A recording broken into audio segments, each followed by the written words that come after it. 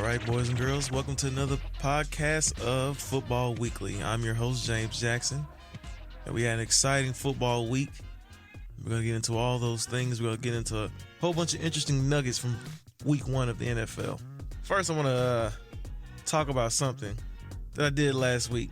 When I did the first football podcast, I might have rambled on a little bit in one of them. I couldn't place the coach's name. His name was Cliff Kingsbury. And I should know that if I'm doing a podcast. But it happens sometimes when you ramble on, you're first doing your podcast. So forgive me for that. It won't happen again. And if it does, hey, it's part of life. All right, so let's get into it. Week one NFL had a lot of interesting games. I'm going to start with the first game of. I'm going to only just highlight the good games. I got to get to all of the games. Just going to get to the highlight of the games. I'm going to start off with 49ers and Lions because it's pretty interesting to me anyway. 49ers have, as you know, a new quarterback in Trey Lance and all the different things that he's bringing to the floor, and he's running the football, and Shanahan's kind of got this dual quarterback thing going on, and I don't know how long that can last. I just really don't know how long that can last. I mean, it's fun to look at. Yeah, you know, it keeps the defense on its heels, but how long can you keep doing that? Eventually, I'm pretty sure Garoppolo's going to get out there and start slanging that thing and not want to come off the field. Rightfully so. You know, if I'm a quarterback and you're a starting quarterback, I'm expecting to start, always start. But at the same time, you see Trey Lance and he has this enormous talent and he has his ceiling, and it's like you can't keep that ceiling on the floor. You can't keep that ceiling on the sideline. So I understand how he feels on that one. But I've never been a big fan of the whole, bring in one quarterback. Okay, cool. Bring another quarterback. Just never been me. It's never been my type of thing. If you got two quarterbacks playing the same position, then you got no quarterback. So I would like to see Shanahan kind of make a decision on that. Jared Goff. I've been ringing that bell for Jared Goff. But he kind of proved me right. He kind of proved me wrong Sunday. He kind of proved me wrong in a lot of ways that, maybe the Rams probably did the right thing and get another quarterback and trading for Matthew Stafford. Just maybe. You know, the Lions tried to make a comeback late in the fourth quarter and things didn't go their way. Now I think it's going to be a long season for the 49ers, so maybe a long season for the Lions. Hey, it happens that way. Lion fans, you'll be okay. You know, I'm pretty sure you're used to this seasons like this. I also want to get to the Cardinals and Titans because going into the season, you know, the Cardinals made all these offseason moves, getting A.J. Green and J.J. Watt. You know, defense is bolstered. Chandler Jones wanted a new contract. Cliff Kingsbury getting another shot in the system, and Kyler Murray getting another shot in the system, and kind of moving things forward. And the Titans come in as a team that were Super Bowl contenders. You know, they went to the AFC Championship in 2019. Everyone thought they should probably go back again, and they just get throttled. They get throttled by the Cardinals. And a lot of people didn't see that coming. I guess you probably shouldn't see that coming. But, you know, Derrick Henry did almost nothing on the ground. Julio Jones did absolutely nothing on the ground, passing game-wise. And it's kind of a mess. They were kind of all over the place. Maybe this is the year that the Titans actually kind of bounce back. You know, they kind of bounce down a little bit. And maybe. And they still should win the division. I still think the Titans should win the division. They're the better team. Out of all the teams that's in there, you got the Colts, the Texans, and the Jags. The latter of all those teams, you're picking the Titans. So I understand why, you know, the Titans should still make the playoffs, but not a pretty game for them. The Cardinals proved something to me. Chandler Jones had a big game, 5 sacks in a game. That's unheard of, to get 5 sacks in a game. That was very impressive. This guy is definitely fighting for a contract. So if you're Cardinals organization, you got to be looking at that and saying, hey, maybe we should probably pay this guy at the end of the season. Now, keep in mind, it was just only one game, so anything could happen. You know, he could probably just fall off the face of the earth in the last games. But I like what I saw of Chandler Jones, and I like what I saw of the Cardinals. I really did. Now, Titans defense is not that good. Wasn't good last year, so it was to be expected.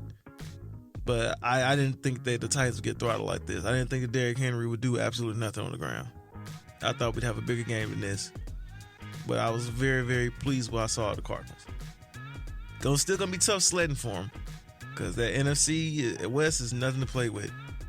It is nothing to play with. You still got the Seahawks. You still got the good old 49ers.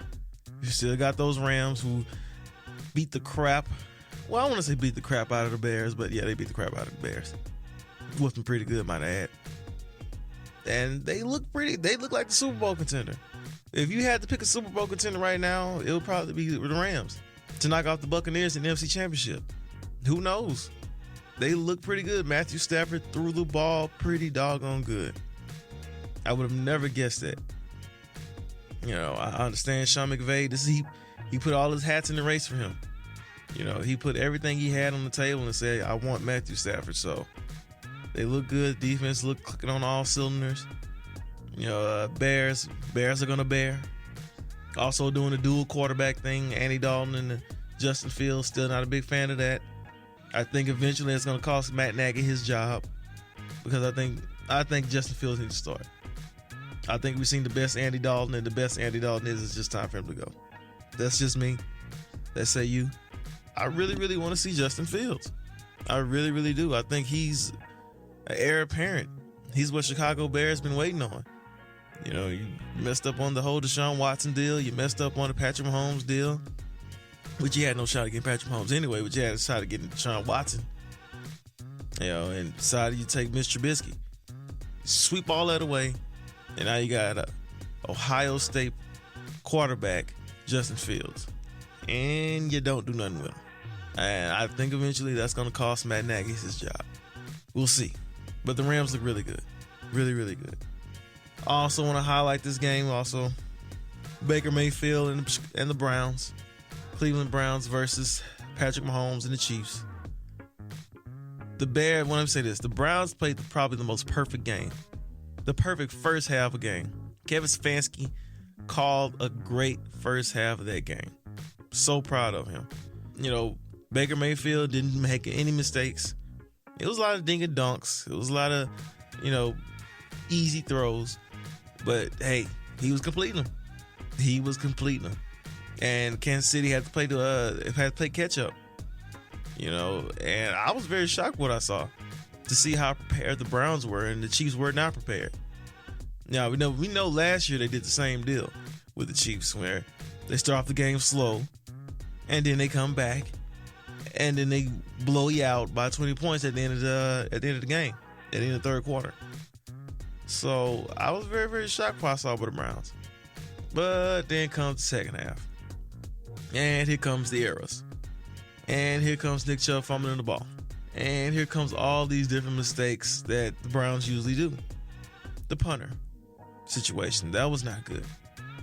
Then after that, then here comes Patrick Mahomes and his miraculous throws to Tyreek Hill. His throws to Kelsey.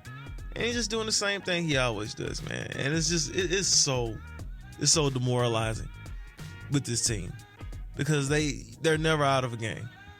They're never out of a game. That's why it was so shocking to see them get beat by the Buccaneers in the Super Bowl, because no one ever saw that coming. You know, you always think that, okay, this team was never out of it. They can always come back and do something better. They can always come back and change the game plan. That's what makes Andy Reid so great. That's what makes Eric Bieniemy so great. Still needs a job, by the way. Yeah, I don't want any college teams out there listening. USC. But that's what makes the Chiefs so good. The Chiefs they're a dynastic team. They're like the Rams 2.0. The greatest show on turf. That's what they are. And until anyone can prove me otherwise, they can slow this team down in the AFC, I'm not believing it. I'm just not buying it. Not at all. Baker Mayfield, I don't want to say Baker Mayfield cost them the game, because they had a bunch of errors in that game. But, you know, he didn't win it for them. It's just, I understand, you know, Baker Mayfield has this big chip on the shoulder that everybody's counting him out and everybody calling him crap and he can't do this, and you got Colin Cowherd on him. He's riding his tip pretty good. But I actually like Baker Mayfield, and I want him to succeed. But at the same time, what makes the elite quarterbacks elite is making those throws. Making those throws that you need to win the game. And until Baker Mayfield can do that, he'll always be behind. He'll always have Colin Cowherd doubting him. He'll always have all these different haters doubting him. So he'll just have to get used to it until he can prove otherwise. Now, I know Browns fans are like, oh, well, we don't care. We may have lost this game, but we can bounce back. We can have a hell of a season, make it in the playoffs, and beat the doggone Chiefs. And that may be true. But you don't want to just ignore all these other games. There's process to this. There's a strong process to this. You still don't have Odell Beckham, which you got to get Odell Beckham back eventually. You need to have that over-the-top speed. Now, the only problem with the Browns is that Odell Beckham can't stay healthy. That's been proven now that Odell Beckham can't stay healthy. And that's unfortunate. Because when he is healthy, he's one of the best wide receivers in the game. But he has to get healthy. At some point in time, Odell Beckham has to get healthy, or if not, just trade him. I mean, I don't know what else you can do with him. You know, like I said, I like the Browns. You know, I would like to see them succeed. You know, I wouldn't mind them going to the Super Bowl. I wouldn't mind that at all. I could see them making it to the Super Bowl and doing some, maybe not winning the Super Bowl, but just getting there. Who knows? That was the game on that. You know, hopefully the Browns can bounce back. We'll see. Then you got the Dolphins and Patriots. Patriots, as we know, excommunicated Cam Newton for favor of Mac Jones, the Alabama quarterback. In my opinion, a good move. I think that Cam Newton was not really the system that Belichick wanted to run, or Josh McDaniels wanted to run, rather. And I just think that it was a better fit for Mac Jones. He's the most NFL-ready quarterback because of what he did in Alabama. So I had no problem with Belichick doing what he did. But, you know, they played the Miami Dolphins with Brian Flores as the defense coordinator for there. And the Miami Dolphins squeak out a victory, 17-16. Wasn't really that. It was close. Miami was pretty lucky. New England had a force of errors that they rarely ever do. I was very shocked at the different mistakes and errors that New England made in that game. But credit to Miami, they won. Tua didn't look bad. Tua looked decent. Got to give him some credit for it. I was very, very shocked. I was very shocked at how Tua looked. He looked good. And I just think that Miami wanted to get rid of him for Deshaun Watson, a guy that might not play. Wonder if they're still thinking that over or not. But hey, what do I know? Congratulations, Tua. Congratulations, Miami, on your first win. Then you got one game where everyone kept talking about and just keep talking about it over and over again. And I don't know how long this is going to age well. This game might not age well. But you had Saints versus Green Bay. And the Saints and Green Bay game was kind of, I don't want to say fluky. Maybe fluky for Aaron Rodgers. But it was very strange. Because Drew Brees retired. Sean Payton goes to Jameis Winston. We all know the story of Jameis Winston. Very talented quarterback, but very prone to throw interceptions. A lot of interceptions. A lot more than any other quarterback I've ever seen. Probably more than Peyton Manning. But he's prone to throw a lot of them. And then you got Green Bay. And we all know the story of Aaron Rodgers. We all know what's been going on with Aaron Rodgers in the offseason. He's got the long hair now. He's married. You know, he wants. I don't know what Aaron Rodgers wants. All I know is he wants more on the dollar. He wants more say on the team. And he's been doing Jeopardy. And he's doing all these different things. And it was kind of bound to happen. You know, the team they didn't look prepared. You know, and they went in and they got the butts kicked. Like never before. I've never seen Aaron Rodgers take such a move. Well, I'll take that back. I've seen him get his butt kicked on 3 separate occasions, but that's a story from another day as well. Buccaneers, 49ers, just saying. But I've never seen Aaron Rodgers take this. He looked bad. He looked really, really bad. I was very, very shocked on how Aaron Rodgers played.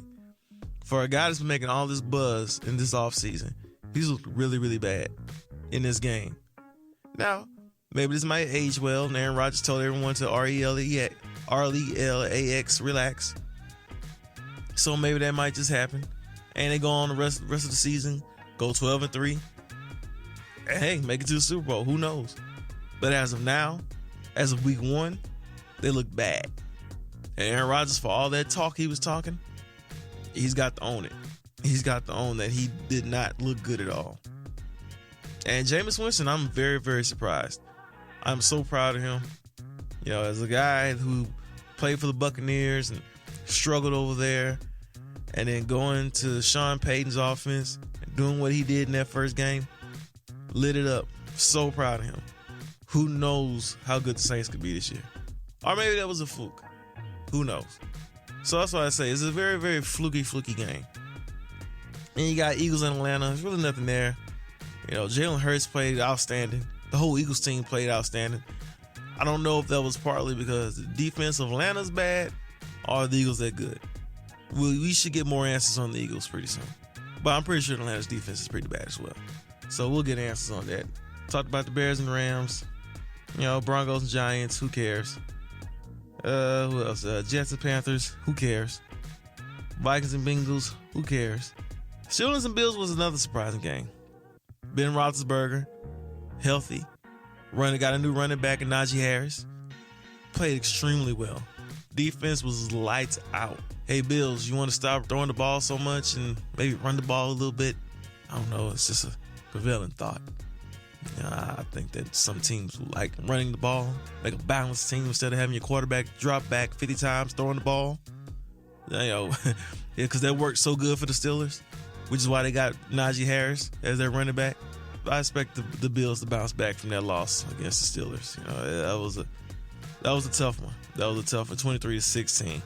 You know, Bills had a chance to win that game still, but that defense was so ferocious on the offensive line. They were just bearing down an offensive line, and still squeaked that one out. Now, we've seen this from the Steelers before, where, you know, they play good. They won 11 games last year and then just spiral out of control. So let's not start bleeping our bleeps just yet on that game. They did good. They won the game. Let's see how they do the rest of the season. Let's see. Jacksonville, Texans, who cares? Seahawks, Colts, who cares? As we all know, Russell Wilson's the man. Carson Wentz what Carson Wentz played was pedestrian at best. Colts defensive line and defense secondary was kind of bad. I wasn't expecting that. I really wasn't. They were supposed to have the most complete team in the league last time I checked. I had to do some homework on that one. Chargers in Washington, quick story on that one. You know, hey, Justin Herbert, the truth, man. Justin Herbert, he's becoming more and more the truth. Washington's defensive line, very shocked on how bad they played. You know, Chase Young did not get after Justin Herbert like I thought he was. Secondary, not so shocked of the Washington football team. Maybe, you know, they can flip it on a little bit eventually. But Ryan Fitzpatrick got hurt, got a hip injury in that game. Ain't no telling when he's going to get back. It'll probably be 8 weeks, I'm hearing. But I don't know. Who knows? Who knows how that's going to go? From what I saw, it didn't look that good. So Taylor Heineke will be starting in place of Ryan Fitzpatrick. Keep an eye on this. I would be wondering if the Washington football team calls, Ron Rivera calls Cam Newton. If Ron Rivera does not call Cam Newton, that's going to say a lot. That's going to say a lot about Cam Newton and whether he gets a job in this league ever again. I think he will get a job eventually, but I'm very, very worried. Maybe the Giants. You know, I think the Giants pretty much nailed it in with Daniel Jones. He's not going to get any better. He's not. He was number 6 in the draft.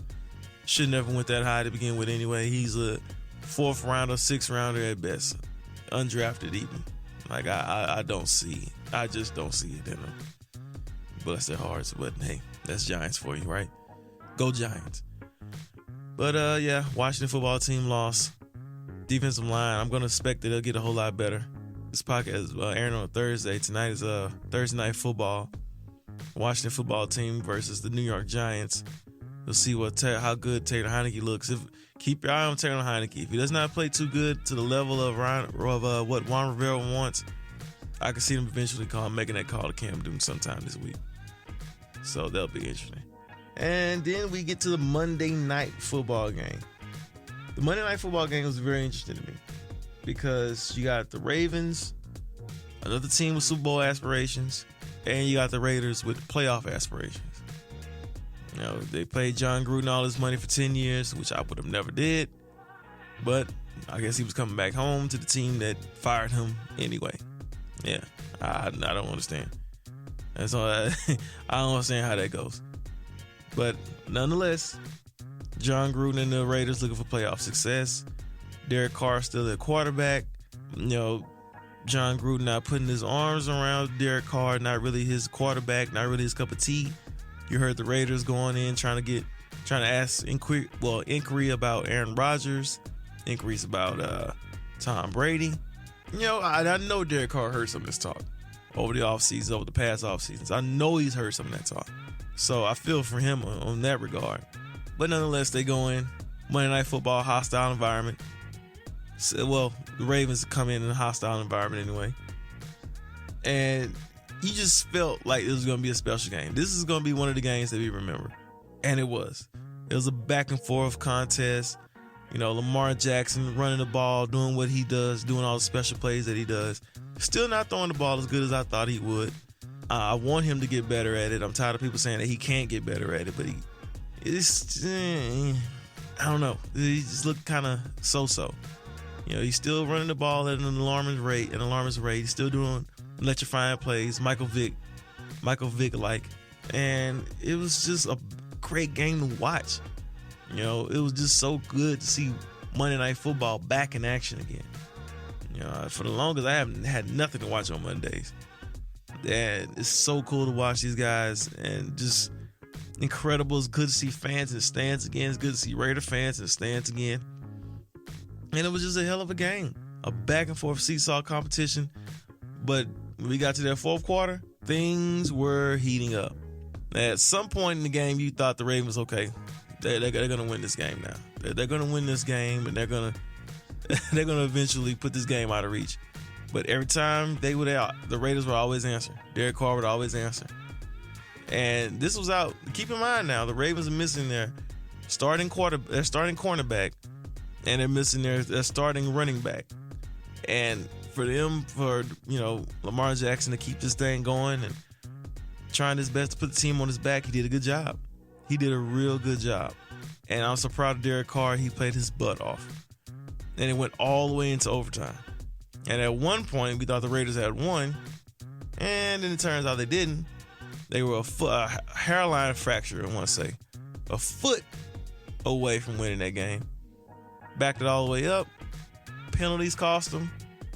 Ravens get the ball back. Lamar Jackson made a crucial mistake. We got to talk about him running that football, because I saw him at one point running and he hurt his head.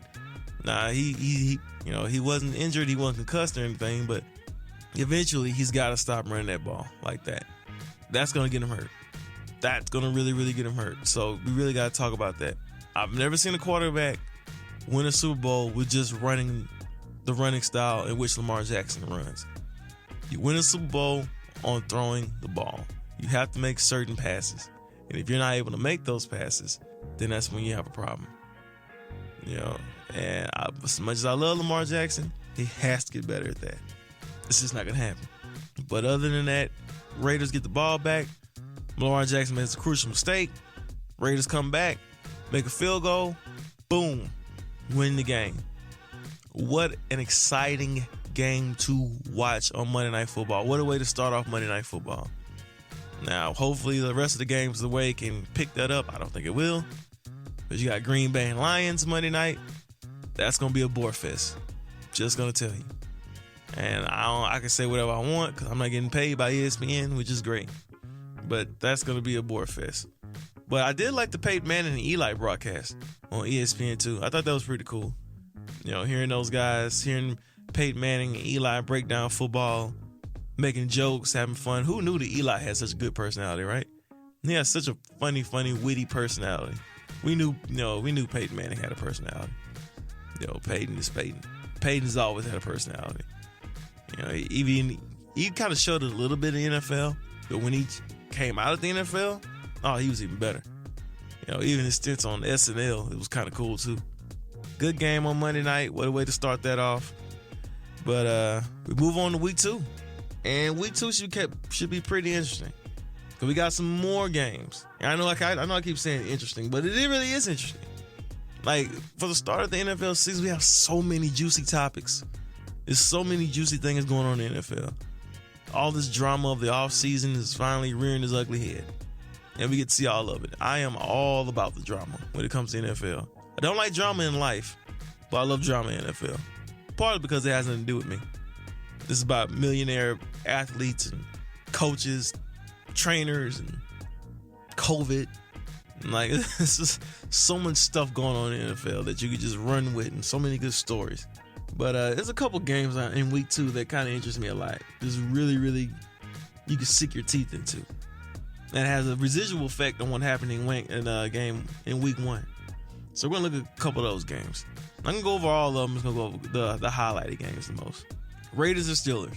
As I said, Steelers last year started out 11-0. They had a good start. A lot of people thought they were frauds anyway. And down the stretch, they started losing. They got the Raiders coming up. The Raiders just come off that emotional win against the Ravens on Monday Night Football in their new stadium. How will they bounce back? How will they bounce against the Steelers? Or will they just have one hell of a letdown? Who knows? Who knows? I'm picking the Steelers to win that game. The Raiders need to get this game. They need to be 2-0. They need this game a whole lot more than the Steelers. Because I need to see that the Raiders are finally turning that corner. I need to see it because I don't believe it. And then you got the 49ers and Eagles.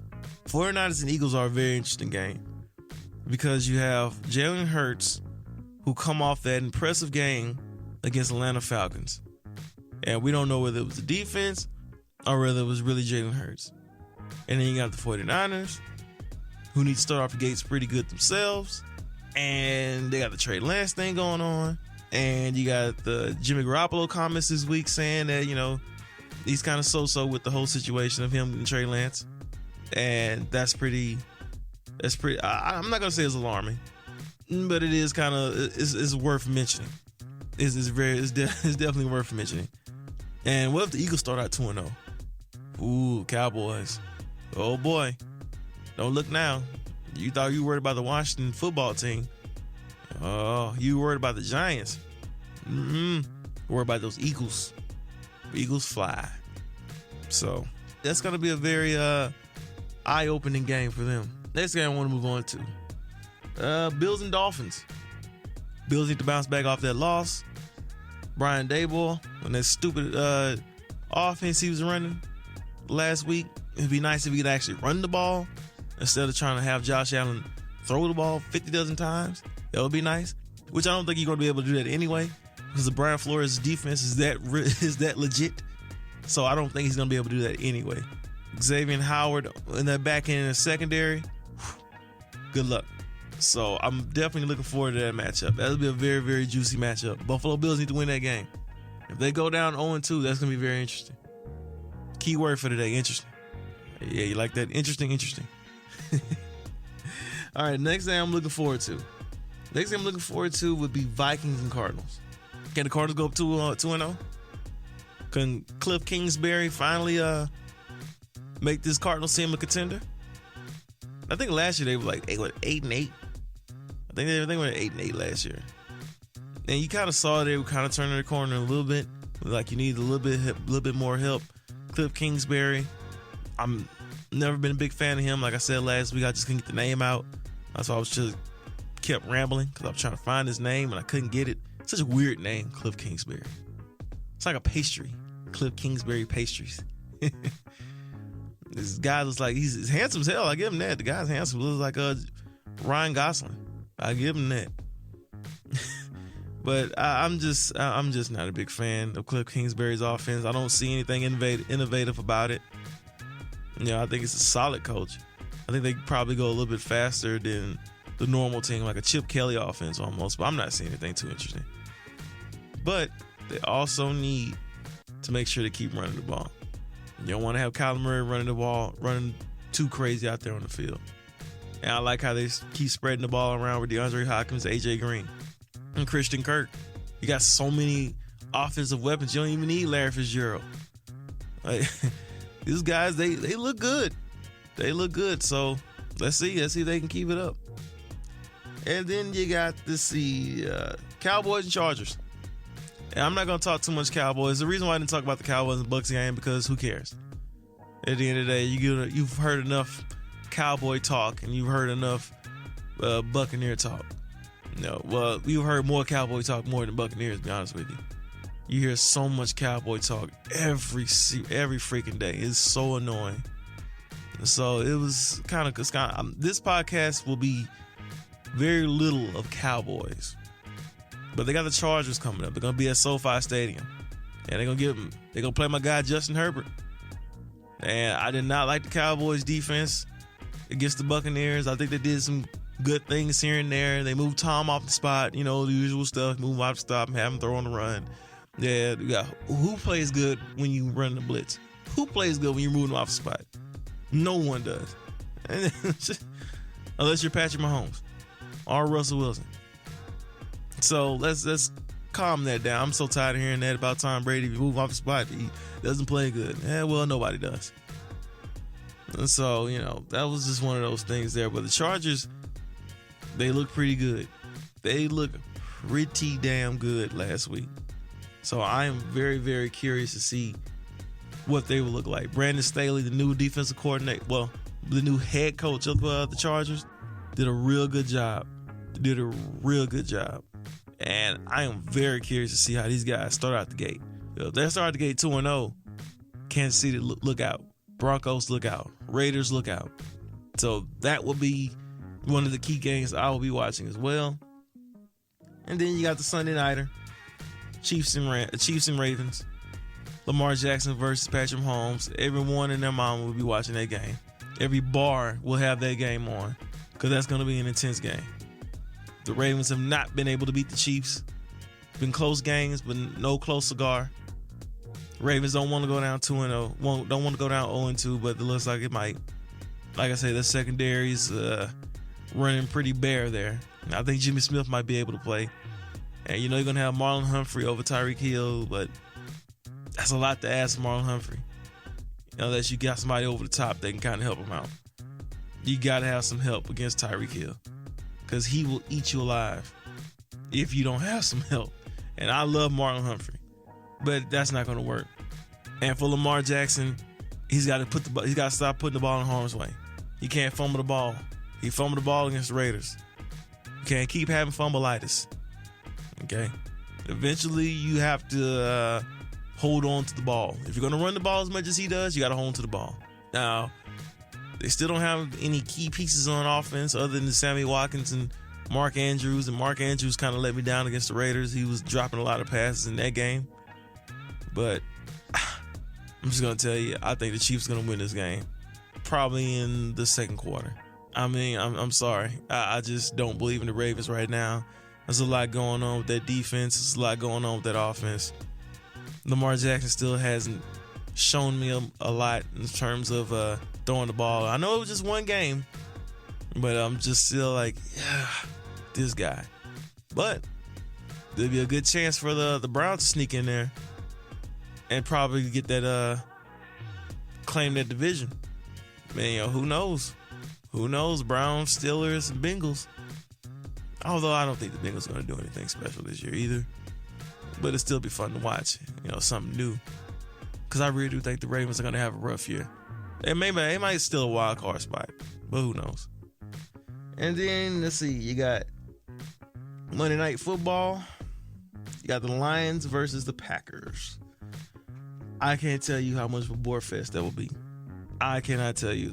But that's why I will watch Peyton Manning and Eli Manning's show on ESPN+. I don't even know the name of it. But Peyton Manning and Eli Manning equals me watching that Monday night football game. So that's pretty much it. Not too much to really go over. Pretty much covered a lot. I think it's going to be another good week 2 of football. I cannot wait. And I'm thinking I'm going to sit back and probably eat a lot of food. I want some chicken wings this year. I haven't ate chicken wings yet. I don't know. Probably go to Buffalo Wild Wings. We'll see. All right, guys. Take it easy. See you again next week on another edition of Football Weekly.